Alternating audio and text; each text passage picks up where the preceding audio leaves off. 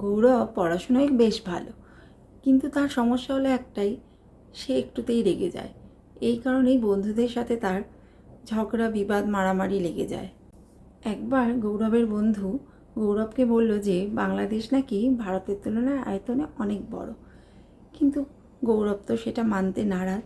সে ভূগোল বইয়ে পড়েছে বাংলাদেশ হচ্ছে ভারতের তুলনায় আয়তনে প্রায় 22 গুণ ছোট, কিন্তু বন্ধুও তার সিদ্ধান্তে অটল।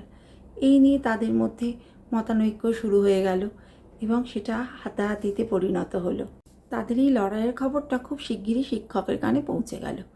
শিক্ষক মশাইও এলেন, এসে দুজনের মতামত শুনলেন।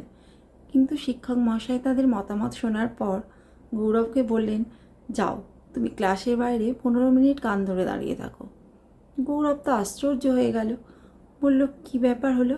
ও অন্যায় করলো, ও ভুল উত্তর দিল, আর শিক্ষক মহাশয় আমাকে ক্লাসের বাইরে 15 মিনিট দাঁড় করিয়ে দিল।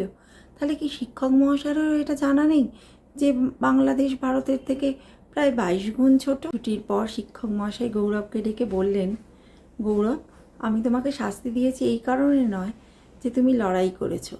আমি তোমাকে এই শাস্তি দিয়েছি এই কারণেই যে তুমি জানো বাংলাদেশ ভারতবর্ষের তুলনায় অনেক ছোট, কিন্তু যখন তোমার বন্ধু এটা স্বীকার করলো না, তখন তোমার সেটা মেনে নেওয়া উচিত ছিল। গায়ের শক্তি দেখিয়ে কখনো সত্যকে বদলানো যায় না। শান্ত থাকাই একজন সেরার পরিচয়। তুমি যদি স্বীকার করে নিতে যে ভারতের থেকে বাংলাদেশ আয়তনে অনেক বড়, তাহলে তোমাকে শাস্তি পেতে হতো না। কারণ একজন সেরা ব্যক্তি কখনো লড়াইয়ের দিকে যায় না।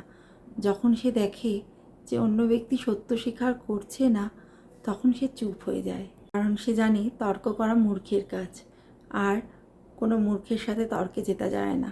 যখন তার মনে হয় সে ঠিক, অন্যরা যত কিছুই বলুক না কেন, তখন সে সেখান থেকে মুচকি হেসে চলে আসে। মহৎ মানুষের এটাই একটা শুভ গুণ। Thank you.